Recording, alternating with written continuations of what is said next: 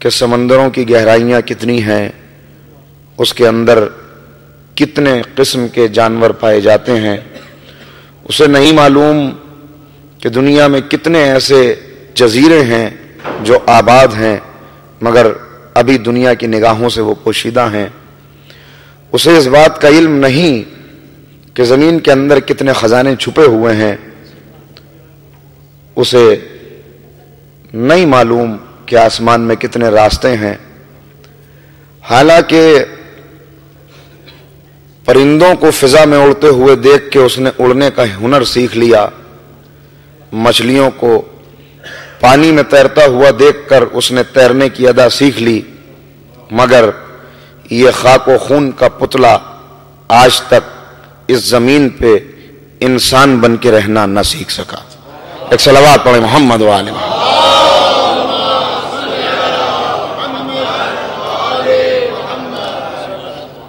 ابھی کتنے مقامات ہیں کہ جہاں نگاہ تحقیق پہنچی نہیں ہے، لیکن جہاں جہاں شمع حیات روشن ہے اور جہاں جہاں قافلہ بشری جس جس موڑ سے گزر رہا ہے،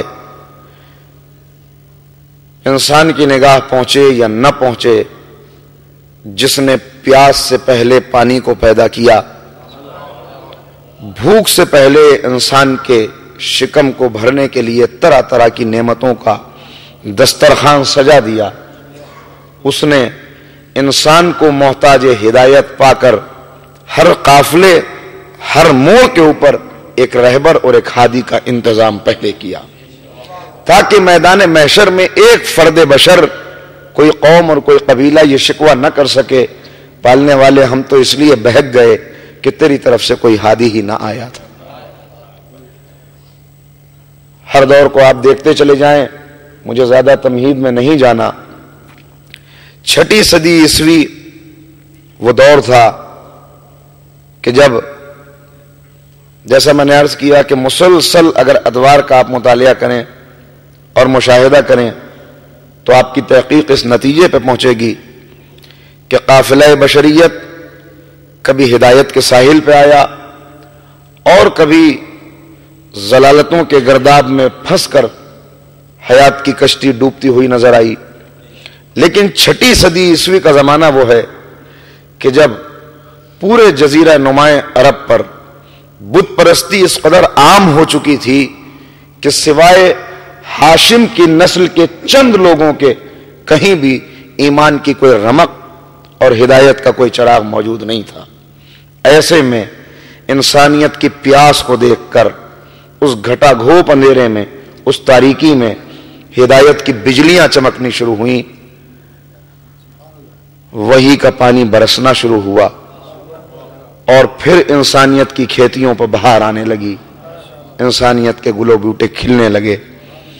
قدرت نے آواز دی، اے میرے حبیب، ان لوگوں کو آئینہ دکھانے کے لیے آپ ہماری صفات کا آئینہ بن کے ان کے درمیان جائیے۔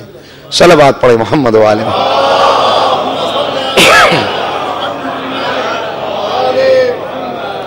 اور نبی کریم صفات الہی کا آئینہ بن کے انسانیت کو آئینہ دکھانے کے لیے جزیرہ نمائے عرب پہ آئے۔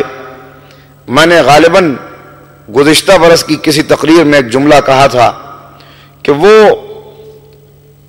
اپنے مقام اور مرتبے سے بہت نیچے انہیں آنا پڑا ہمیں ہدایت سے ہمکنار کرنے کے لیے، اور نیچے آنا اس لیے ضروری تھا کہ گرے ہوں کو اٹھانے کے لیے جھکنا ضروری ہوتا ہے۔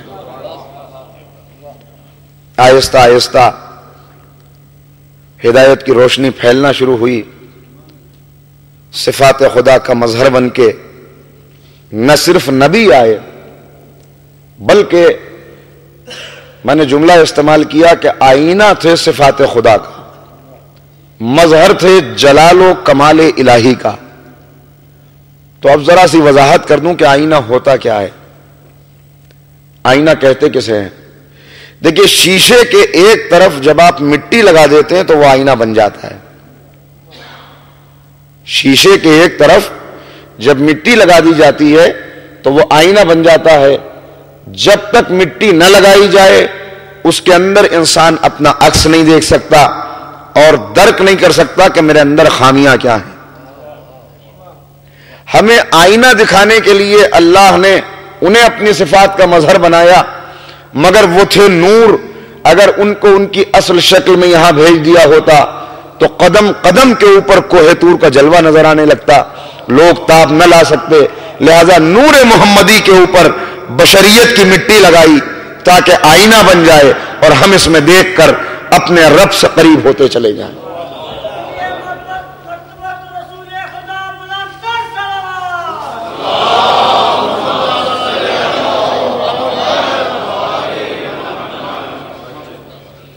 اچھا آئینہ ہے کیا؟ دیکھیے آپ نے ایک آئینہ یہاں پہ لا کے رکھ دیا۔ میں آہستہ آہستہ گفتگو اس لیے کر رہا ہوں کہ ایک منزل کی طرف آپ کو لے کے جانا ہے۔ آپ دیکھتے چلیں، آئینہ آپ نے یہاں پہ لا کے رکھا، میں نے سوال کیا اس آئینے میں کیا ہے؟ آپ نے کہا آئینے کے اندر آپ ہیں۔ میں نے کہا بھائی میں تو یہاں پہ بیٹھا ہوا ہوں، میں آئینے میں کہاں سے چلا گیا؟ میں نے کہا نہیں آئینے میں آپ ہی ہیں۔ میں نے کہا اچھا ایک ہی وجود ہے؟ میں نے کہا اچھا ایسا کرتے ہیں، میں اپنا ہاتھ اٹھاتا ہوں، آئینے والے سے کہیے اپنا ہاتھ نہ اٹھائے، میں پلک جھپکتا ہوں، یہ اپنی پلکوں کو نہ جھپکے، میں ہونٹوں کو جنبش دیتا ہوں مگر اس کے لبوں کو جنبش نہ ہو۔ انہوں نے کہا یہ کیسے ہو سکتا ہے؟ اس لیے کہ یہ آئینہ آپ ہی کی صفات کا مظہر تو ہے، آپ ہاتھ اٹھائیں گے یہ بھی ہاتھ اٹھائے گا، آپ کی پلک جھپکے گی اس کی پلک بھی جھپکے گی، آپ کے لبوں کو جنبش نہ ہوگی تو اس کے ہونٹ بھی ہل نہیں سکتے۔ بھائی نبی کریم صفات خدا کا آئینہ تھے، جب تک ادھر سے اشارہ نہ ہوا نہ ان کا ہاتھ اٹھا نہ ان کی زبان چلی نہ لبوں کو جنبش ہوئی، اور قدرت نے آواز دے کے کہا وما ينطق عن الهوى ان هو الا وحی یوحی۔ صلوات پڑھ دیں محمد و آل محمد۔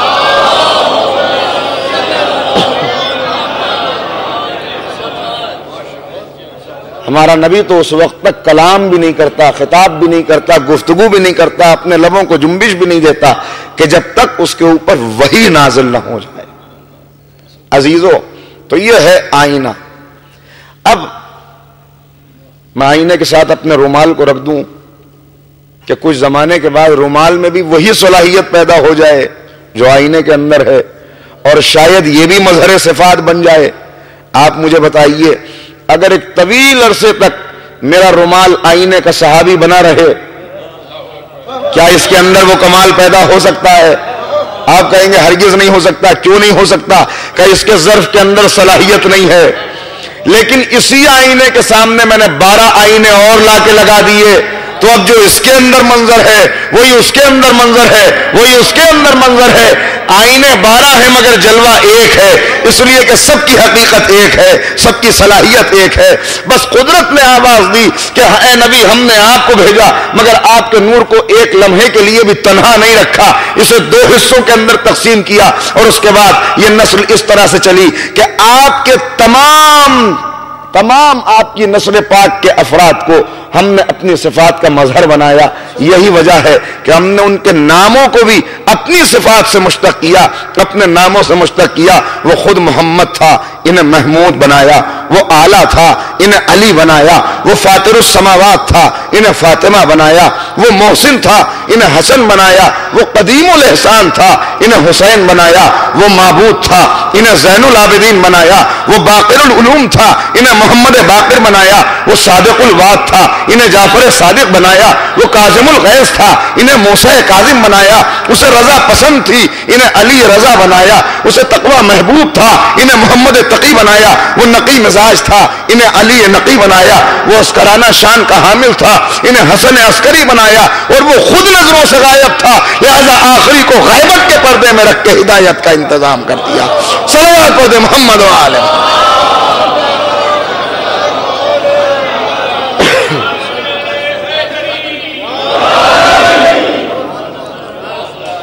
اور پھر ذمہ داری لے لی، آواز آئی، قرآن کی آیت سے اعلان ہوا ان اللہ اصطفیٰ آدم و نوحا و آل ابراہیم و آل عمران علی العالمین۔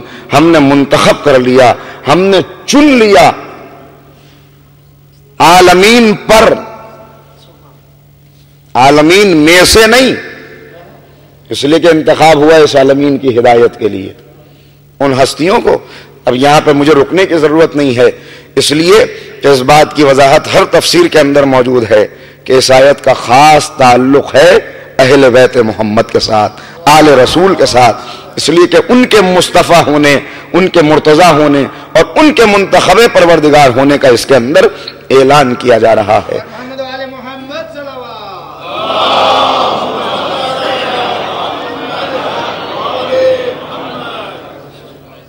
مگر جس موضوع کا ہم نے کل انتخاب کیا، میں نے آپ کی خدمت میں عرض کیا کہ اس مرتبہ ہمارا موضوع رہے گا عرفان امامت و آثار قیامت.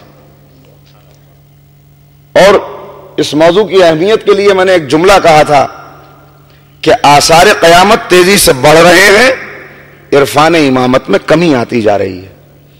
جبکہ جتنا آثار قیامت کو بڑھنا چاہیے اتنا یقین اور ایمان کے اندر اور زیادہ اضافہ ہو جانا چاہیے. تو ہم کوشش کریں گے انشاءاللہ مل کر کہ ان تقاریر میں عرفان امامت کے تعلق سے کچھ باتیں آپ کی خدمت میں عرض کریں اور آثار قیامت کے تعلق سے یہ دیکھیں کہ کون کون سی نشانیاں پوری ہو چکی ہیں اور کون کون سی سازشیں ہیں جو اسلام دشمن طاقتوں نے امامت کے خلاف بپا کی ہوئی ہیں، اور محشر سے پہلے کون سا محشر آنے والا. عزیزو، میں نے آپ کی خدمت میں عرض کیا اتنا ضرور ہمیں اپنے امام کے متعلق معلوم ہو جائے کہ اگر غیر سوال کر سکے کہ آپ کا امام کون ہے تو ہم اس کا جواب دے سکیں. آج سب سے زیادہ اعتراض جو امام کے اوپر ہے، بہت سارے اعتراضات ہیں، کافی چیزیں ہیں، لیکن ابھی ایک مضمون میری نظر سے گزرا اور ایک تقریر کا بھی ایک بھائی نے میل کی کہ ذرا اس کو دیکھیے، اسے بھی میں نے دیکھا. سب سے زیادہ جو تانا دیا جا رہا ہے وہ اس بات کا کہ نعوذ باللہ ایک کنیز کے بیٹے کو انہوں نے اپنا امام بنایا ہوا ہے، جو نظروں سے غائب ہے، جسے ہم نے دیکھا نہیں ہے. جب دیکھا نہیں ہے تو اس کے اوپر ایمان کیسے لائیں؟ اگر ہم نے دیکھا ہوتا، اگر ہم نے زیارت کی ہوتی، اگر ملاقات کا شرف حاصل ہو گیا ہوتا تو ہم بھی اسے مان لیتے. تو آئیے ذرا سا قریب جا کے آج گفتگو کرنی ہے. میں آپ کو لے کے چلتا ہوں، منظر چاہتا ہوں کہ آپ بھی دیکھ لیں. نیمہ شعبان، شب جمعہ، ایک مرتبہ ذرا مل کے صلوات پڑھیں تو آغاز.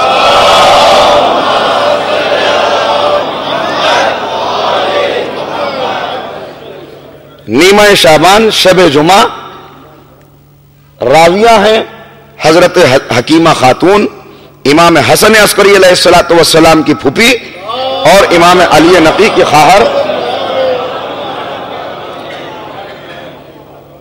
بی بی بیان کرتی ہیں کہ وقت افطار قریب تھا، میں خانہ امام سے اپنے گھر کی طرف جانے والی تھی، دروازے تک پہنچی تھی کہ پیچھے سے امام نے آواز دی اور کہا اے پھوپھی جان، آج رات آپ ہمارے یہاں قیام کیجئے، ہمارے ہی یہاں افطار کیجئے.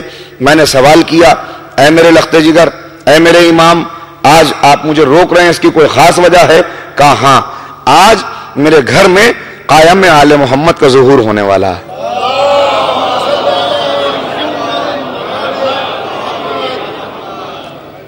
بی بی بیان کرتی ہیں کہ مجھے تعجب ہو گیا یہ سن کر کہ یہ کیسے ممکن ہے. میں نے سوال کیا کہ آخر وہ کس کے بطن سے ظاہر ہوں گے، ان کا ظہور کس کے بطن سے ہوگا؟ تو آپ نے جواب دیا کہ کیا آپ واقف نہیں ہیں، آپ بھول گئیں؟ میں نے تو آپ کو پہلے بھی بتایا تھا کہ ان کا ظہور نرجس خاتون کے بطن سے ہوگا. سنا تو ایک مرتبہ کہتی ہیں میں حیرت میں رہ گئی، جلدی سے اندر آئی. آنے کے بعد میں نے نرجس کو دیکھا، پیار کیا، گلے سے لگایا اور اس کے بعد سوال کیا کہ اے میری بیٹی، اے میری شہزادی، یہ بات آپ کو مجھ سے نہ چھپانی چاہیے تھی. میں تو گھر کی بزرگ خاتون ہوں، میں نے تو راتوں کو دعائیں کی ہیں اس دن کے لیے. تو انہوں نے سوال کیا کہ آپ کس بات کے متعلق پوچھ رہی ہیں، کون سی بات نہ چھپانی چاہیے تھی؟ کہا یہی کہ اللہ خیر سے آپ کو ایک فرزند دینے والا ہے. تو ایک مرتبہ انہیں بھی حیرت ہو گئی اور انہوں نے کہا کہ ایسی تو کوئی بات نہیں، آپ کو یہ بات کس نے بتائی؟ کہا مجھے یہ بات محمد کے بیٹے نے بتائی ہے. اللہ رے عرفان سیدہ نرجس خاتون کہ جیسے یہ سنا تو ایک مرتبہ جواب دیا اگر محمد کے بیٹے نے کہا ہے تو سچ ہی کہا ہوا. صلوات پڑھیں محمد و آل محمد.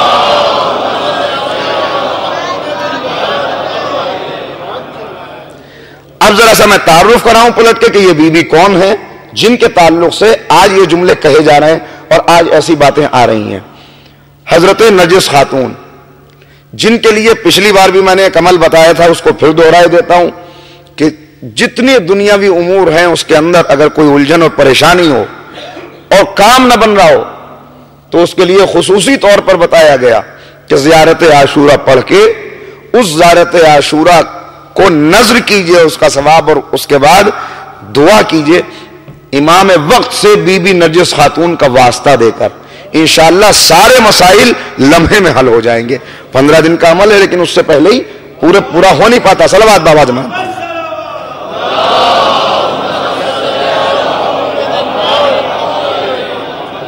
یہ بی بی، یہ خاتون ہیں کون؟ یہ پوتی ہیں قیصر روم کی. یہ پوتی ہیں قیصر روم کی. قیصر روم، اور پیچھے چلو، پیچھے چلنے کے لیے کہنا ہے. یہ پوتی ہیں قیصر روم کی، اور اگر آپ پیچھے چلتے چلے جائیں تو قیصر روم حضرت شمون کی نسل سے ہیں جو وسیع ہیں حضرت عیسیٰ کے. حضرت عیسیٰ نبی ہیں بنی اسرائیل کے. اور بنی اسرائیل کون ہیں؟ حضرت ابراہیم کے 2 بیٹے، ایک کا نام اسحاق، ایک کا نام اسماعیل. اسماعیل بیٹے ہیں حضرت ہاجرہ کے، حضرت ہاجرہ جو شاہ مصر کی بیٹی ہیں. حضرت اسحاق بیٹے ہیں حضرت سارہ کے جو نبیوں کے خاندان سے تعلق رکھتی ہیں، بڑی بزرگ بیوی ہیں. یہاں سے حضرت ابراہیم کی 2 نسلیں چلی، اسماعیل، اسحاق.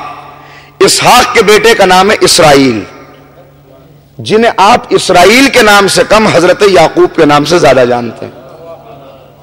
حضرت یعقوب کا نام اسماعیل،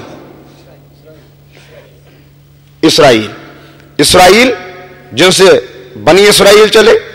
اور حضرت اسحاق کی نسل سے 4414 انبیاء آئے.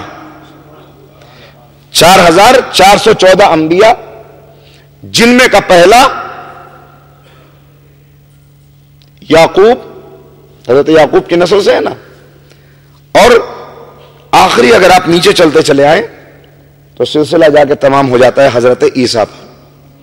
عیسیٰ کے وسیع شمون ابن صفا، ان کی نسل سے قیصر روم جن کی پوتی حضرت نرجس خاتون نام ملیکہ. ایک مرتبہ مل کے صلوات پڑھنے تو آگے.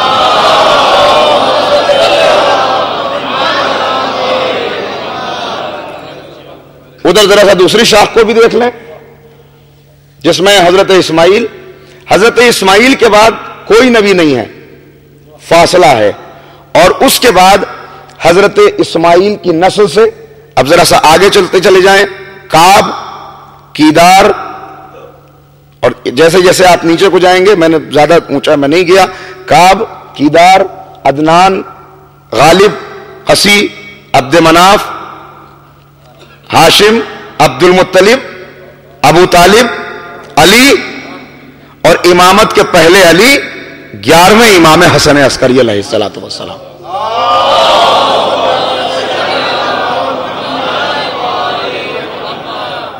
دونوں سلسلے ذہن میں آ گئے.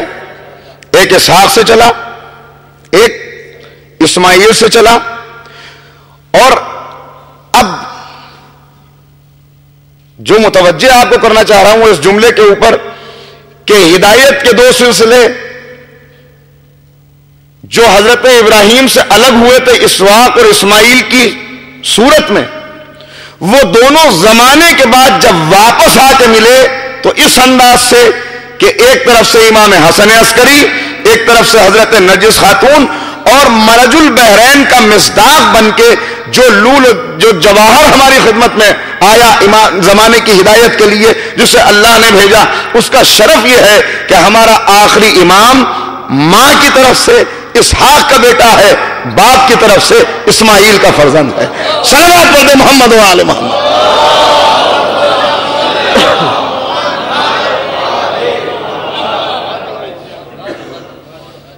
ذرا سا آپ کو قریب لاؤں تاکہ بالکل حالات واپس واضح ہو جائیں.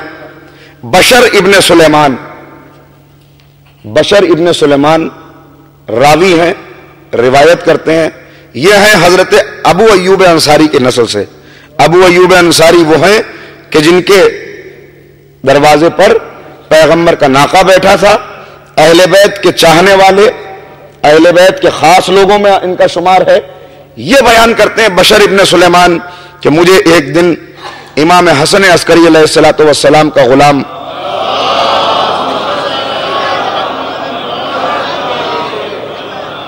یا یوں کہوں کہ ابو الحسن حضرت امام علی نقی علیہ السلام کا غلام کافور بلانے کے لیے آیا اور کہا کہ چلو تمہیں امام نے بلایا ہے، کچھ اہم گفتگو کرنی ہے. کہا میں سلمان رائے میں امام کا پڑوسی تھا، امام کے پڑوس میں رہا کرتا تھا، مستقل شرف زیارت حاصل ہوا کرتا تھا. میں امام کی خدمت میں پہنچا، امام بیٹھے ہوئے تھے، کوئی بہت اہم گفتگو ہونے والی تھی. امام خود بھی تھے، آپ کے فرزند امام حسن عسکری بھی تھے، اور پس پردہ حضرت حکیمہ خاتون بھی بیٹھی ہوئی تھی. میں حیرت میں رہ گیا کہ ایسا کون سا اہم معاملہ ہے جس کے لیے مجھے تنہائی میں بلایا ہے. امام نے مجھ سے کہنا شروع کیا، دیکھو تم ہم اہل بیت کے پرانے خدمت گزاروں میں ہو، لہٰذا ہمیں تمہارے اوپر اعتبار ہے، اعتماد ہے. اللہ نے تمہارے خون کے اندر ہم اہل بیت کی محبت ڈال دی ہے. میں آج تمہیں ایسا شرف دینے والا ہوں کہ اس شرف کی وجہ سے تمام چاہنے والوں کے اوپر تمہیں فضیلت حاصل ہو جائے گی. تو یہ کہتے ہیں کہ میں ایک مرتبہ خوش ہو گیا کہ مولا آج مجھے شرف دینے والے ہیں. میں نے ہاتھوں کو جوڑا، آقا میرے لیے کون سی ایسی شرف کی بات ہے. تو امام نے ایک تھیلی نکالی زرد رنگ کی، کہا دیکھو اس کے اندر 230 یا 210 دینار ہیں، اور اس کے بعد رومی زبان میں لکھا ہوا ہے خط نکالا جو رومی زبان میں رومی رسم الخط کے اندر لکھا ہوا تھا. امام نے کہا اسے لو، اس تھیلی کو لو، سنبھال کے رکھو، تم اہل بیت کے رازدار ہو، اس راز کو راز رکھنا. یہاں سے چلے جانا، فرات کے گھاٹ پہ پہنچ جانا، اور فرات کے پل کے پاس تم جاؤ گے، تم دیکھو گے کچھ کشتیاں آئی ہیں، اور ان کشتیوں میں کچھ کنیزیں فروخت ہو رہی ہیں، کچھ کنیزیں بک رہی ہیں. بہت سی کنیزیں ہیں، بنی عباس کے نوجوان، ان کے نمائندے، ان کے وکلا ان کنیزوں کو خریدنے کے لیے آئے ہیں. تم ان میں سے کسی کی طرف توجہ نہ کرنا بلکہ تلاش کرنا. وہاں پہ ایک بردہ فروش ہوگا جس کا نام ہے عمرو بن یزید. اس کی کشتی کے اندر ایک ہی کنیز ہوگی کہ جو انتہائی باعفت، پردہ دار، باقاعدہ اسلامی حجاب کے اندر بیٹھی ہوئی ہوں گی. بہت سے لوگ چاہیں گے کہ انہیں خرید لیں مگر وہ کسی کے اوپر آمادہ نہ ہوں گی. ان کی پاک دامنی اور عفت کو دیکھ کر وہ بار بار کہہ رہی ہوں گی، اے پالنے والے میرے پردے کی حفاظت کرنا، میرے حجاب کی حفاظت کرنا، میں تیرے نبی کے لیے اپنا گھر چھوڑ کے آئی ہوں. کہا تم کسی کی طرف توجہ نہ کرنا. جب ان کا یہ ادا، یہ انداز، یہ عفت، یہ پاک دامنی، یہ پاک بازی، یہ عصمت دیکھی جائے گی تو ایک شخص آگے بڑھے گا اور چاہے گا کہ 310 دینار دے کے انہیں خرید لیں، مگر وہ اسے جواب دیں گی کہ تو 310 دینار کی بات کرتا ہے. اگر تیرے پاس سلیمان کا خزانہ بھی ہوتا اور تو سلیمان کی طرح کوئی بڑا بادشاہ بھی ہوتا تب بھی میں ہرگز تیرے ہاتھ فروخت نہ ہوتی. اس کے بعد عمرو بن یزید کہے گا کہ بی بی آخر تجھے فروخت تو کرنا ہی ہے. تو آپ کہیں گے ذرا صبر کر، ذرا انتظار کر، میرا خریدنے والا ابھی آنے والا ہے. کہا جب یہ جملے سنو تو اس کے بعد تم اٹھنا، تنہائی میں عمرو ابن یزید کو لے کے جانا اور ان کے سپرد یہ خط کر کے کہنا کہ یہ ایک بزرگ کا، ایک سید کا خط ہے، یہ خط اس شہزادی تک پہنچا دو اور اس سے کہو کہ اگر اس آقا کے ہاتھ یہ فروخت ہونا چاہے تو میں ان کے وکیل کے طور پہ یہاں موجود ہوں. کہتے ہیں کہ میں تلاش کرتا ہوا چلا، اسی انداز میں پہنچا، وہی منظر، وہی گھاٹ، وہی کشتیاں، بالکل جیسا مولا نے بتایا تھا. کہ وہ وقت آیا کہ 310 دینار والا کھڑا ہوا، انہوں نے وہی جواب دیا اور اس کے بعد میں وہ خط لے کر حاضر ہوا. میں نے کہا یہ خط ان بی بی کو دے دو. کہ وہ خط انہوں نے کھولا، پڑھنا شروع کیا اور ایک مرتبہ گریہ طاری ہو گیا، آنکھوں سے آنسو نکلنے لگے. اس خط کو کبھی آنکھوں پہ لگاتی تھی، کبھی سر پہ رکھتی تھی، کبھی سینے سے لگاتی تھی اور اس کے بعد بار بار شکر کے کلمات زبان کے اوپر تھے. انہوں نے بلا کے کہا کہ اے ابن یزید مجھے اسی شخص کے ہاتھ فروخت کر دے، اس لیے کہ جس سید کا یہ خط ہے میں اسی کا انتظار کر رہی تھی. چلو بات پڑھ دیں محمد وآل محمد.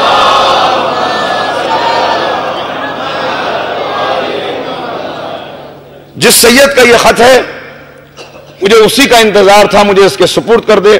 وہ کہتے ہیں کہ جب انہوں نے اس خواہش کا اظہار کیا تو اب وہ الگ آیا، آ کے سودا ہونے لگا، کہا بالکل جیسا امام نے دیے تھے 230 یا 210 دینار، اسی کے اندر بات طے ہو گئی۔ میں نے وہ زر تھیلی اس کے حوالے کی، ایک ناقے کے اوپر اماری لگائی اور اس اماری کے اندر باعزت انہیں لے کے چلنے لگا۔ مگر میں نے سوال کیا، اے بی بی، اس خط لکھنے والے کو آپ نے دیکھا نہیں ہے، آپ سے اس کی ملاقات نہیں ہے، پھر اس خط کی اتنی اہمیت کہ کبھی آنکھوں سے لگاتی ہیں، کبھی بوسہ دیتی ہیں، کبھی سر کے اوپر رکھتی ہیں۔ تو ان بی بی نے اس انداز سے خطاب کیا کہ اے رسول کی نسل کی معرفت نہ رکھنے والے، اے نبی کی نسل پاک سے بے خبر، تجھے کیا معلوم کہ اس خط کی اہمیت کیا ہے؟ تو کہتے ہیں کہ میں نے سوال کر لیا، آپ تو روم کی رہنے والی ہیں، پھر اس انداز میں عربی بول رہی ہیں کہ گویا عربی آپ کی مادری زبان ہو۔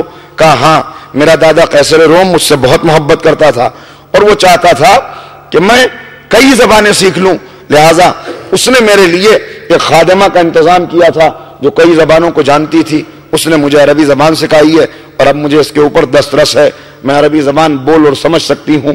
اور اس کے بعد انہوں نے کہنا شروع کیا، چونکہ تو اہل بیت کا رازدار ہے لہذا سن، میں تجھے بتاتی ہوں کہ مجھے اس خط کی معرفت کس طرح سے ہے۔ کہا سن، میں قیصر روم کی پوتی ہوں، جب میں 13 برس کی تھی تو میرے دادا نے چاہا کہ اپنے بھائی کی نسل میں سے، اپنے بھتیجوں میں سے ایک جوان کے ساتھ میرا عقد کر دے، اور اس کے لیے بڑا اہتمام کیا گیا۔ ایک بہت بڑا تخت تھا کہ جس کے اندر بہت بیش قیمتی ہیرے جواہرات لگے ہوئے تھے، اس تخت کو لایا گیا اور 40 ستونوں کے اوپر وہ تخت کھڑا کیا گیا، 40 سیڑھیوں کی بلندی کے اوپر، اس کے اوپر لا کے حضرت عیسیٰ اور مریم کے مجسمے لگائے گئے، سونے کی صلیبیں لٹکائی گئیں۔ حوارین حضرت عیسیٰ میں سے 700 افراد جو بہت بزرگ تھے انہیں مدعو کیا گیا، اور جو بزرگان قوم تھے اس میں سے بھی کچھ افراد کو بلایا گیا، جتنے عمرہ، رؤوسا اور فوج کے بڑے سپہ سالار تھے ان لوگوں کے اندر سے 4000 لوگوں کو دعوت دی گئی۔ ایک بہت بڑا دربار سجا، اتنے لوگ موجود تھے، علماء موجود تھے، اور اس کے بعد میرے دادا نے حکم دیا کہ نوشا کو لایا جائے۔ وہ جس کا انتخاب کیا گیا تھا سہرا باندھ کر دولہا بن کے اس تخت کے اوپر آیا، وہ آ کے بیٹھا اور انجیلیں کھولی گئیں۔ جیسے ہی انجیل کھولی گئی تاکہ عقد کا سلسلہ شروع کیا جائے، ایک تیز آندھی چلی، زمین کو زلزلہ آیا، وہ تخت چرمرا کے گرا، مورتیاں ٹوٹ گئیں، صلیبیں زمین کے اوپر گر گئیں، اور پورے دربار کے اوپر سناٹا چھا گیا، خاموشی، سکوت۔ کسی کو سمجھ میں نہیں آ رہا تھا کہ یہ کیا ہوا، کہ کسی کو اتنی جرت نہ تھی کہ ایک جملہ بول سکے، مگر جو پادریوں کا سردار تھا، جو سب سے بڑا پادری تھا، اس نے میرے دادا کو متوجہ کیا اور کہا یہ بڑی منحوس علامت ہے، یہ بڑی بری فعال ہے، اس سے عقد نہ کر، اس لیے کہ یہ ظاہر کرتا ہے کہ بہت جلد مسیحیت دم توڑ دے گی، مسیحیت کے زوال کی علامت ہے۔ کہ میرے دادا نے سنا، اس بات کو سمجھا اور کہا یہ بڑا بدقسمت ہے کہ میں اس سے اپنی شہزادی کی شادی کرنا چاہتا تھا، مگر یہ بدقسمت ہے، اس کے دوسرے بھائی کو لایا جائے۔ کہ دوسرے بھائی کو لایا گیا، پھر اسی انداز سے تخت سجا، پھر اسی انداز سے ساری چیزیں رکھی گئیں، اور ابھی چند لمحے نہ گزرے تھے کہ جیسے ہی اس نے سیڑھیوں کے اوپر چڑھنا شروع کیا، پہلے سے زیادہ شدید آندھی آئی، اس سے زیادہ تیز زلزلہ آیا، اور اب ساری چیزیں زمین بوس ہو گئی۔ بس یہ ہونا تھا کہ اس کے بعد اب کسی نے یہ بھی ضرورت نہ سمجھی کہ ہم دربار سے نکلنے کے لیے بادشاہ کی اجازت لے لیں، بلکہ جس کا جدھر منہ اٹھا وہ چلا گیا، اور پادری نے کہہ دیا اے بادشاہ ہماری سمجھ میں کچھ نہیں آ رہا، لیکن خبردار اگر تو نے اپنی اس شہزادی کا عقد اس سے بھی کر دیا تو یاد رکھ قیامت آ جائے گی، یہ زلزلہ علامت ہے۔ کہ اس کے بعد میرا دادا مایوس ہو گیا، وہ اپنے کمرے میں چلا گیا، پردے ڈال دیے گئے، تنہائی میں جا کے بیٹھ گیا، کسی سے گفتگو نہیں کرتا تھا، بڑا غمگین تھا۔ میں بھی اپنے حجرے میں آ گئی، میں بھی پریشان تھی۔ یہ کیا عجائبات ہیں کہ میں نے اسی رات ایک خواب دیکھا۔ ذرا مل کے ایک صلوات پڑھیں تو خواب سنا۔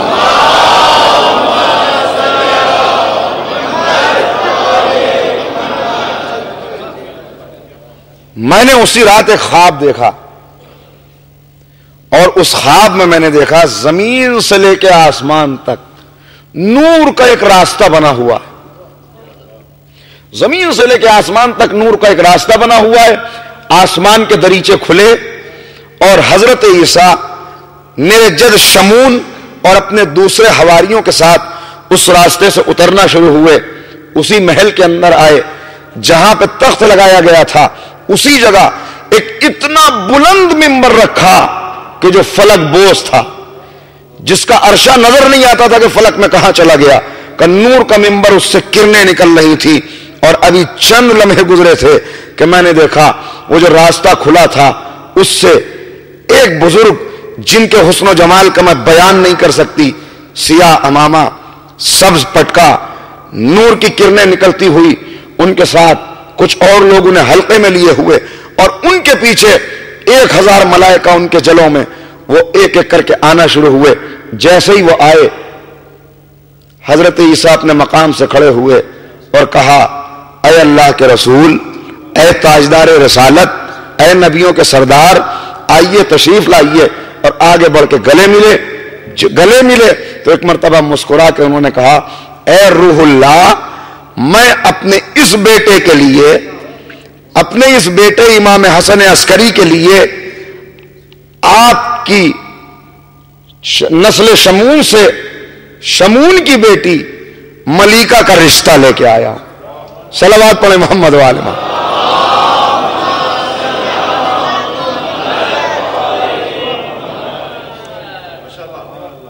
میں آپ کی پوتی کے لیے رشتہ لے کے آیا ہوں. کہا یہ سنا تو ایک مرتبہ جناب عیسیٰ شمون کے پاس آئے اور کہا، شمون، کیا تمہاری قسمت ہے کہ تمہارا رشتہ آل محمد کے ساتھ جڑنے والا. کیا اتنا سننا تھا کہ شمون اپنی جگہ سے کھڑے ہوئے اور جھک کے کہا کہ اے میرے آقا، میرے سید و سردار، مجھے بخوشی یہ رشتہ منظور ہے، میرے لیے اس سے زیادہ فخر کی بات کیا ہو سکتی ہے. کہا اس کے بعد اس دربار کے اندر مجھے لایا گیا، امام صحرا باندھ کے بیٹھے، اور میں نے اپنی آنکھوں سے یہ دیکھا کہ رسول اعظم اس ممبر کے اوپر تشریف لے گئے. اس کی بلندی کے اوپر پہنچ کے آپ نے خطبہ دینا شروع کیا، اللہ کی وحدت کا اعلان کیا، عیسیٰ نے تصدیق کی. اپنی رسالت کا اعلان کیا، عیسیٰ نے تصدیق کی. پیغمبر بولتے رہے، عیسیٰ تصدیق کرتے رہے، اور میرا عقد اپنے بیٹے حسن عسکری کے ساتھ کر دیا.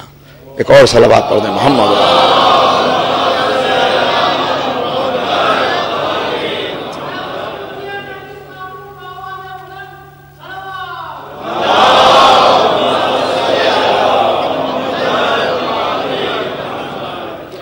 دیکھیں آج اور کل کی گفتگو ذرا آہستہ رہے گی، اس کے بعد مجھے معلوم ہے کہ کس انداز سے چیزوں کو لے کے چلنا ہے. آپ صرف سنتے رہیں تو میرے لیے یہی کافی، باتیں پہنچتی رہیں. کہا کہ عزیزو ایک جملہ یہاں پہ رک کے کہنا چاہتا ہوں. آپ نے غور کیا، تخت 2 مرتبہ لگایا گیا، زمین پر گر پڑا. ممبر سجایا گیا، ممبر سے عقد کیا گیا، ممبر سے خطبہ دیا رسول نے، اور ممبر کی بلندی سے نکاح پڑا، ممبر کی بلندی سے عقد کیا. تخت علامت ہے ملوکیت کی،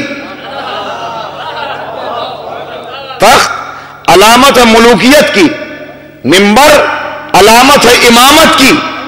یہ ظاہر کرتا ہے اس بات کو کہ امامت آئی تو ملوکیت نے دم توڑ دیا.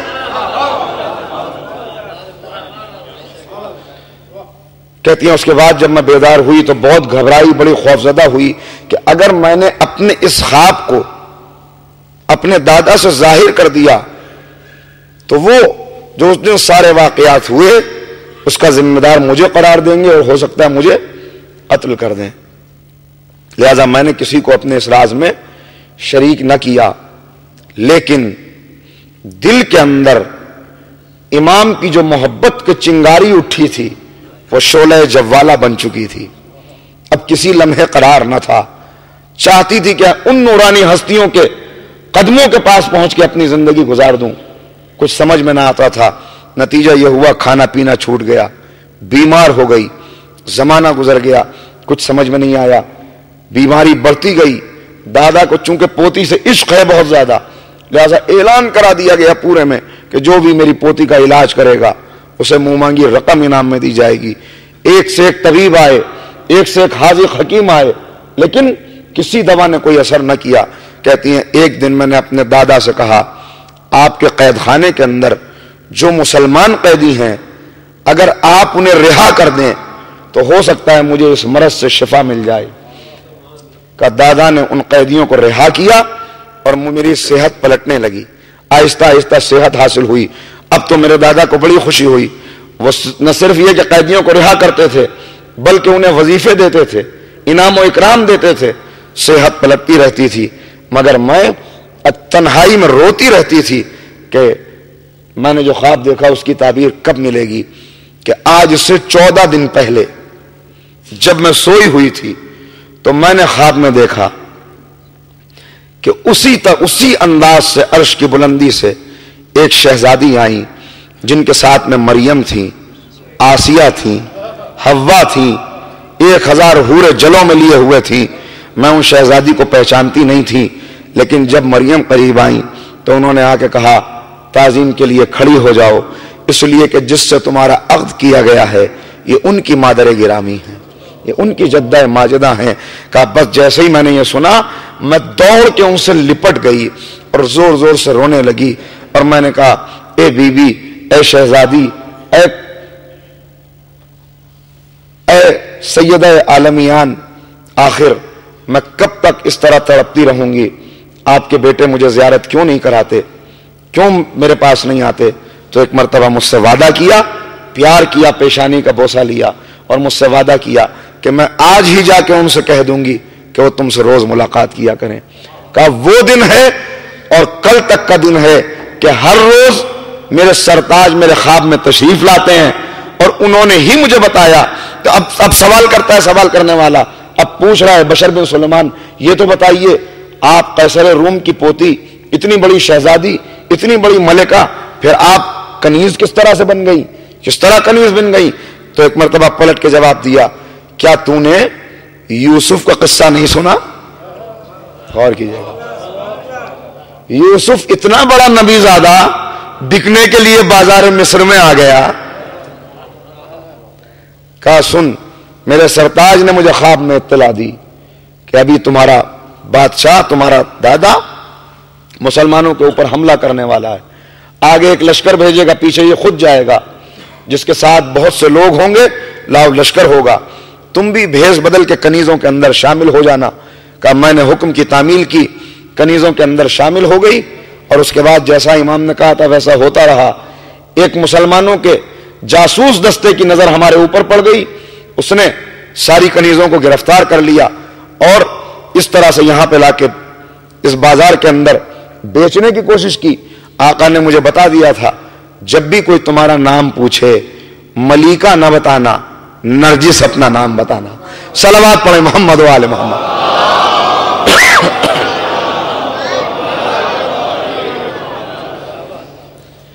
تو عزیزان گرامی یہ ہے وہ نورانی شجرہ. اس کے بعد حالات آپ کے سامنے ہیں, مگر کیا کہنا اس بی بی کا کہ جس کے لیے کہا گیا خبردار ہرگز ہرگز انہیں کنیز نہ کہنا. شیخ عباس قمی نے جو زیارت لکھی ہے شہزادی کی, کیا اس کی لفظیں ہیں؟ کہتے ہیں سلام ہو آپ کے اوپر اے راضیہ, سلام ہو آپ کے اوپر اے مرضیہ, سلام ہو آپ کے اوپر اے تقیہ, سلام ہو آپ کے اوپر اے وہ بی بی کہ جس سے اللہ راضی ہو گیا, سلام ہو آپ کے اوپر اے وہ بی بی کہ جو اللہ سے راضی ہو گئی, سلام ہو آپ کے اوپر اے وہ بی بی کہ جس نے حجت خدا کی حفاظت کے لیے مصائب برداشت کیے, سلام ہو آپ کے اوپر اے وہ بی بی کہ جو مادر موسیٰ کی شبیہ ہے, مادر موسیٰ کی شبیہ ہے, سلام ہو آپ کے اوپر اے وہ بی بی کہ جو عیسیٰ کے حواری کی نسل سے ہے, سلام ہو آپ کے اوپر اے وہ بی بی کہ جس نے بڑے مصائب برداشت کیے مگر صبر کیا. راضیہ اور مرضیہ کے القاب سے نوازا ہے, تقیہ بتایا ہے, مادر موسیٰ کے مثل بتایا. تو اب بیان کرتی ہیں شہزادی جناب حکیمہ خاتون. میں پھر وہیں پہ واپس آؤں, ایک مرتبہ مل کے صلوات پڑھیں تو آگے گفتگو.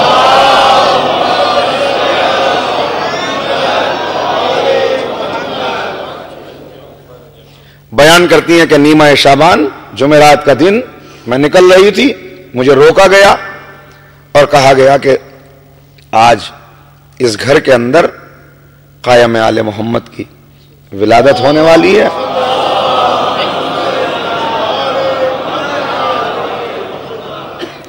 جس کی خوشخبری پہلے ہی بی بی کو دی جا چکی۔ جس وقت امام کی خدمت میں لے کے بشر ابن سلیمان آئے، اس وقت امام علی نقی علیہ السلام نے سوال کیا کہ تمہیں کیا چاہیے، کیا چاہتی ہو؟ میں تمہیں دنیا کی عزت دے دوں یا دائمی عزت چاہتی ہو؟ اور یہ کہہ کے 10,000 دینار بڑھائے، یہ لینا چاہتی ہو یا دائمی عزت؟ تو ایک مرتبہ سر جھک گیا، کہا میں اس کے لیے نہیں آئی، اسے تو چھوڑ کے آئی ہوں، اسے تو چھوڑ کے آئی ہوں، مجھے تو دائمی عزت چاہیے۔ تو ایک مرتبہ امام مسکرائے اور کہا مبارک ہو، مبارک ہو کہ تو ہمارے اس بیٹے کی، ہمارے اس وارث کی ماں بنے گی کہ جو مشرق سے لے کے مغرب تک حکومت کرے گا اور اس دنیا کو اس طرح عدل و انصاف سے بھر دے گا جیسے یہ ظلم و جور سے بھری ہوئی ہو۔ امام فرماتے ہیں یہیں پہ رک جائیے۔ رضا جی کہتی ہیں میں رک گئی،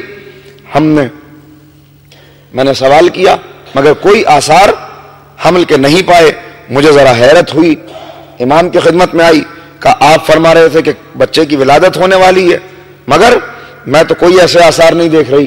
تو ایک مرتبہ امام مسکرائے اور کہا کہ اے پھوپھی جان، یہ امر خدا ہے، اس کے اندر تعجب نہ کیجئے۔ ہم اہل بیت کی ولادت عام بچوں کی طرح سے نہیں ہوتی، ہم اللہ کی امانتوں کے امین ہیں۔ آپ وہیں پر رکیے، صبر کیجئے اور دیکھتی رہیے۔ بی بی کہتی ہے میں واپس آ گئی، ہم دونوں نے نماز شب پڑھی مگر نماز شب پڑھنے تک کوئی ایسے آثار نہ تھے۔ نماز شب کی اہمیت اب ظاہر ہے کہ بتانے کی ضرورت نہیں ہے۔ نماز شب بتا رہی ہے کہ اس دن بھی میں نے نماز شب پڑھی، میرے ساتھ بی بی نرجس نے نماز شب پڑھی۔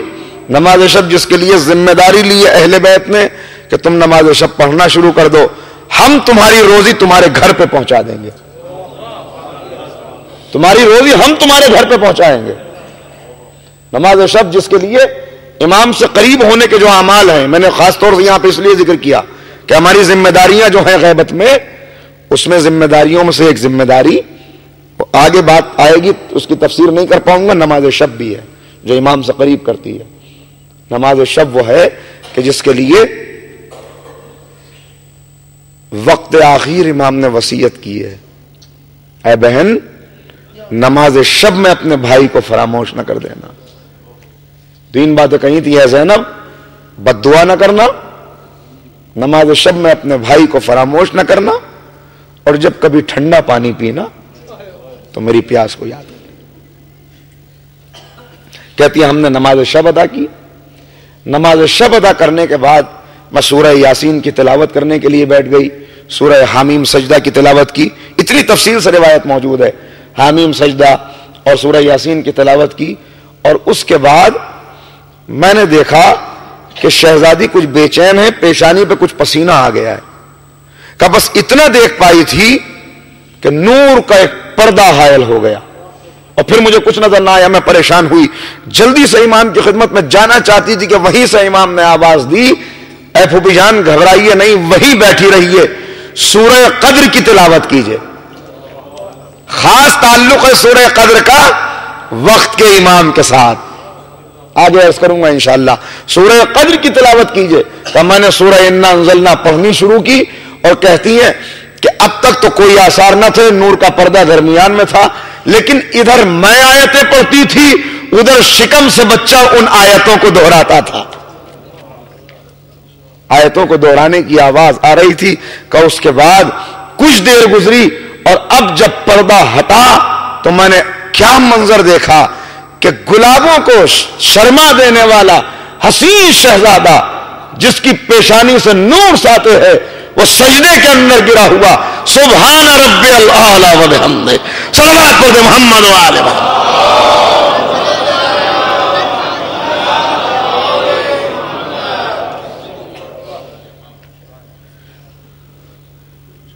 سجدے سے سر اٹھایا، اس کے بعد وحدت کی گواہی، رسالت کی گواہی، ایک ایک نبی کی امامت و ولایت کی گواہی، اور پھر آخر میں اپنا اعلان کہتی ہیں میں نے ذرا غور کیا تو دیکھا بچے کے دائیں بازو کے اوپر لکھا ہوا تھا جال حق و زاق الباطل، حق آ گیا باطل چلا گیا۔ صلوات پڑھ دیں محمد و آل محمد۔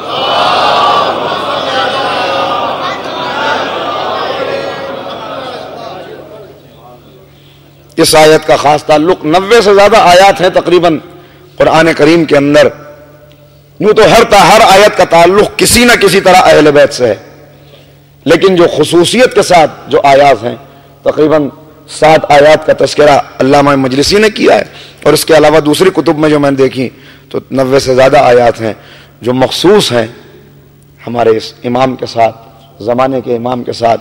انہی میں سے ایک آیت وہ بھی ہے کہ جسے میں نے تلاوت کیا، اور اس آیت کو اگر آپ غور سے پڑھیں اور دیکھیں تو مایوسی کے اندھیروں میں امید کی ایک کرن ہے۔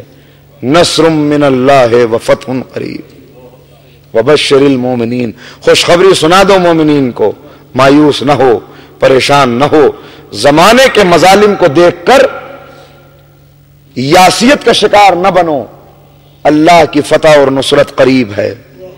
مومنین کو خوشخبری، اور اس کے بعد یا ایھا الذین آمنو، اے ایمان لانے والو، کونوا انصار اللہ، اللہ کے مددگار بن جاؤ۔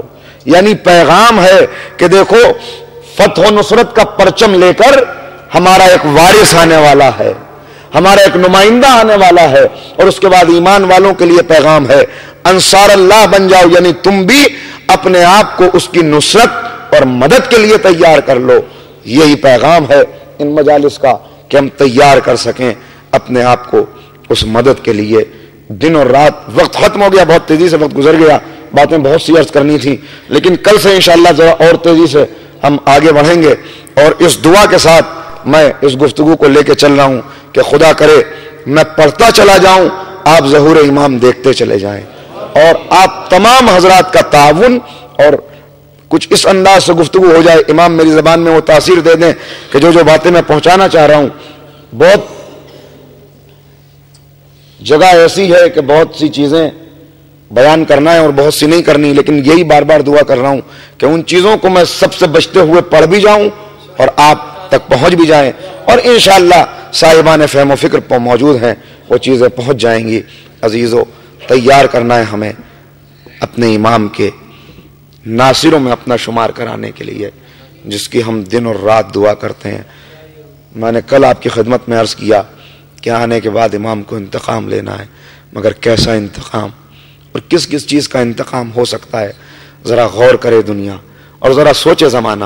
یہ تیسرا عشرہ ہے جو ان ایام میں نے خطاب کرنے کا شرف حاصل کیا، اور سب سے پہلا عشرہ جو ان ایام میں، حالانکہ اس سے پہلے بھی میں آیا تھا، خطاب کیا تھا، وہ حضرت مختار کے حوالے سے تھا، لیکن مختار نے حقیقی انتقام تو نہیں لیا۔ انتقام کہاں ہوا؟ جب یزید ہی قتل نہ ہو سکا تو انتقام کہاں ہوا؟ حقیقی منتقم کو تو آنا ہے، لیکن میں پھر وہی جملے کہتا ہوں، کس کس چیز کا انتقام لیں گے ہمارے آقا؟ شہیدوں کے خون کا قصاص لیا جا سکتا ہے، مگر ماں اور پھوپھیوں کی لٹی ہوئی چادروں کا قصاص؟ عجیب و غریب حالات و واقعات ہیں جو اس تعلق سے بیان کیے گئے ہیں۔ لکھا ہوا ہے کہ جب زمانے رجت آئے گا تو رسول کا دربار سجا ہوا ہوگا، اور رسول کے دربار میں ایک آواز آئے گی، اے لوگوں اپنی اپنی آنکھوں کو بند کر لو، اس لیے کہ ایک بی بی اپنا قضیہ لے کے آ رہی ہے۔ حالانکہ مخصوصین موجود ہوں گے، عوام اس وقت نہیں ہوں گے، مگر ان سے بھی کہا جائے گا کہ پردہ کر لو، حجاب کر لو، اس لیے کہ ایک بی بی اپنا قضیہ لے کے آ رہی ہے۔ وہ بی بی داخل ہوں گی، کس انداز سے داخل ہوں گی کہ آنکھوں سے آنسو جاری ہوں گے، چیخیں بلند ہو رہی ہوں گی، اور ان کی آغوش میں ایک چھوٹا سا بچہ ہوگا جس کا لباس خون سے سنا ہوا ہوگا، آ کے آواز دے کے کہیں گے، اللہ کے رسول میں آپ کی عدالت میں انصاف کرانے کے لیے آئی ہوں، اللہ کے رسول میرے ساتھ انصاف کیجئے۔ تو رسول خدا سوال کریں گے، اے خدیجہ کیا انصاف چاہتی ہو؟ کہ یہ میرا محسن ہے جسے دنیا میں آنے سے پہلے شہید کر دیا گیا، اللہ کے رسول میرے ساتھ انصاف کرے، میری فاطمہ کا بیٹا محسن جسے ظالموں نے شہید کیا تو ایک مرتبہ کوہرام بپا ہو جائے گا، عرش کے ملائکہ رونے لگیں گے، حوران جنت گریا کرنے لگیں گی، جنات کی فضاؤں میں آوازیں آنے لگیں گی۔ رسول روتے ہوئے سوال کریں گے خدیجہ اگر یہ فاطمہ کا بیٹا ہے تو فاطمہ خود اپنی گود میں لے کے کیوں نہیں آئی؟ تو خدیجہ اور زیادہ روئیں گی اور کہیں گی فاطمہ کی گود خالی نہیں ہے، اس کے اندر بھی ایک چھوٹا سا بچہ ہے۔ رسول پوچھیں گے کون؟ کہ کربلا کا شیر خوار، رباب کے دل کا ٹکڑا، حسین کا وہ پیاسا کہ جس کے لیے چند قطرے آپ مانگ رہے تھے مگر فوجیں تیر چلا رہی تھی۔ اللہ اللہ، نہ جانے کیا خصوصیت ہے جناب علی اصغر کی شہادت میں کہ کسی اور کا واقعہ اس تفصیل سے بیان نہیں ہوا کہ رسول کے دربار میں زہرا اپنے اصغر کا قضیہ لے کے آئیں گی۔ ارے کربلا میں بھی خصوصیت ہے جناب علی اصغر کی۔ ایک خصوصیت تو یہ ہے کہ حسین میدان جنگ میں جتنے شہید ہوئے سب کے لاشوں کو لے کے آئے۔ حد یہ ہے کہ علی اکبر کا لاشا بھی اٹھایا، اٹھ نہ سکا تو بیویوں کو آواز دی ارے مجھ سے جوان کا لاشا نہیں اٹھتا۔ عزادارو مگر کبھی حسین کے قدم نہیں لڑکھڑائے، کبھی ایسا نہیں ہوا حسین رکے ہوں مگر نہ جانے اس ننھی سی لاش میں کتنا وزن تھا۔ حسین 7 مرتبہ آگے بڑھے، 7 مرتبہ پیچھے ہٹے، انا للہ و انا الیہ راجعون۔ عزادارو دوسری خصوصیت حضرت علی اصغر کی شہادت کی ہے کہ حسین نے سرزمین کربلا پہ کسی کی قبر نہیں بنائی مگر نہ جانے یہ موتی کتنا پیارا تھا کہ حسین نے اسے خاک میں چھپانا چاہا۔ روایت کی لفظیں ہیں کہ جب قبر کھود رہے تھے کسی کے رونے کی آواز آ رہی تھی، حسین نے دیکھا بابا کی ذوالفقار رو رہی تھی۔ کہا اے ذوالفقار کیوں روتی ہے؟ کہا اے آقا ارے جب میں نے خندق کا معرکہ سر کیا تھا آپ کی مادر گرامی نے اپنے ہاتھ سے میرا خون صاف کیا تھا اور کہتا ہے ذوالفقار آج جیسے ابو الحسن کا ساتھ دیا میدان کربلا میں میرے حسین کا ساتھ دینا، مگر اے آقا مجھے معلوم نہیں تھا کہ مجھ سے ایک بے شیر کی لہر بھی کھو دی جائے گی، مجھے ایک شیر خار کی تربت بھی بنانا پڑے گی۔ حسین نے ذوالفقار کو سینے سے لگایا، بابا کی تلوار صبر کر، ارے میرا قائم آئے گا، ایک ایک ظلم کا انتقام لے گا۔ عزادارو یہ دوسری خصوصیت، اور ذرا صاحب آپ کو متوجہ کرنا چاہتا ہوں، جب قبر کھود رہے تھے حسین قبر کھود رہے تھے تو علی اصغر کہاں تھے؟ آغوش حسین میں تھے۔ اس وقت ابھی قبر کے اندر لحد کے اندر بچے کو اتارا نہیں ہے کہ کسی کی آواز آئی السلام علیکہ یا ابن رسول اللہ۔ اور ایک مرتبہ حسین نے دیکھا ارے کون ہے جو غریب کو سلام کرتا ہے؟ اس جملے کے اندر کتنا درد ہے کہ کتنا ظلم ہوا سیدہ کے لال کے اوپر کہ میدان کربلا میں کوئی رسول کے لخت جگر کو لائق سلام بھی نہیں سمجھتا تھا۔ کہا کون ہے جو مجھے سلام کر رہا ہے؟ ایک مرتبہ ایک شخص آگے بڑھا، کہا انا برید الصغرا، میں صغرا کا قاصد ہوں، ایک نامہ لے کے آیا ہوں۔ کہا قریب آؤ، نامے کو لیا، چاک کیا، کیا لکھا تھا نہیں پڑھوں گا۔ حسین نے دیکھا کہ قاصد صغرا کچھ دیکھ رہا ہے۔ کہا کیا دیکھ رہا ہے؟ کہا آپ کی بیٹی نے کچھ زبانی بھی کہا تھا۔ کہا کیا کہا تھا؟ کہا دیکھ اے قاصد جب میرے بابا یہ خط پڑھ رہے ہو تو ذرا خیموں کی طرف نگاہ کر لینا، میرا ننھا علی اصغر ہو سکتا ہے گھٹنیوں چلتا ہوا بڑے خیمہ پہ آ جائے، میری طرف سے پیار کر دینا۔ اتنا سننا تھا، حسین نے ابا کا دامن ہٹایا، اصغر کے منہ پہ منہ رکھا، اے میرے لال تیری بہن نے پیار کہا۔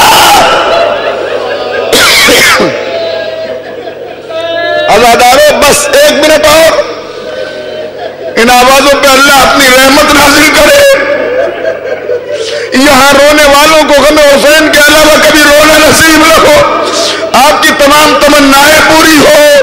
ارے جو یہاں رو رہے خدا کرے کہ جب موت کا وقت آئے تب بھی ان کی آنکھوں میں سوائے غم حسین کے کوئی آنسو نہ ہو. جو یہاں پہ یا حسین کہہ رہے خدا کرے موت کی وقت بھی ان کی زبان سے یا حسین کے علاوہ کوئی کلمہ نہ نکلے. عزادارو بس آخری فقرے میں آپ سے پوچھنا چاہتا ہوں, آپ میں سے کون ایسا ہے کہ جس نے کسی میت کے دفن میں حصہ نہ لیا ہو؟ جب جنازے کو قبر میں اتارا جاتا ہے تو اوپر سے کچھ لکڑی کے تختے رکھ دیے جاتے ہیں. یہ تختے کیوں رکھے جاتے ہیں؟ تاکہ مٹی براہ راست جسم کے اوپر نہ پڑے. حسین نے قبر تو کھود لی, اصغر کو تو لٹا دیا, مگر کربلا میں یہ انتظام کہاں تھا؟ ارے اب جو مٹی دینا شروع کی تو کربلا کی ریت آگ کی طرح تپ رہی تھی. حسین نے مٹی دینا شروع کی, مٹی دیتے جاتے تھے, روتے جاتے تھے, مگر جب علی اصغر کے گلابی رخساروں کو دیکھا تو کبھی کربلا کی گرم ریت کو دیکھا, کبھی علی اصغر کو دیکھا, کہے میرے لال اپنے بابا کو معاف کر دینا, یہ مدینہ نہیں کربلا ہے, حسین مجبور ہے. اے میرے لال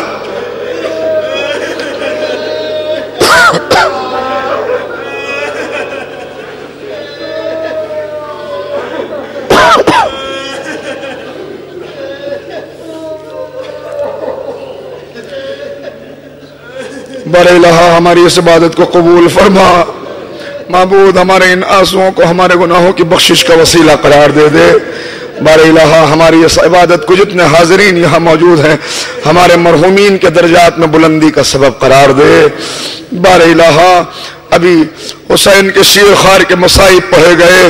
بار الہ جب حسین کے شیر خار کا انتقام لیا جائے تو ہم میں سے تمام حاضرین کو امام کی خدمت میں پہنچا دینا تاکہ ہم صغیر کربلا کا انتقام لے سکیں. بار الہ جو بیمار ہیں انہیں شفا کاملہ واجل عطا فرما, جو بے روزگار ہیں انہیں بہترین روزگار عنایت فرما, جن کے روزگار ہیں ان کی روزی میں برکت عنایت فرما. بار الہ پرچم اسلام کو سر بلند فرما, پرچم کفر و نفاق کو سر نگوں فرما. ہمیں جلد سے جلد ہمارے امام کی زیارت سے مشرف فرما, ہمیں سرکار کے انصار و ایوان میں شمار فرما. حضرت علی اصغر کے مصائب پڑے گئے جو بے اولاد ہیں انہیں اولاد نرینہ عنایت فرما. ربنا تقبل منا انک انت السمیع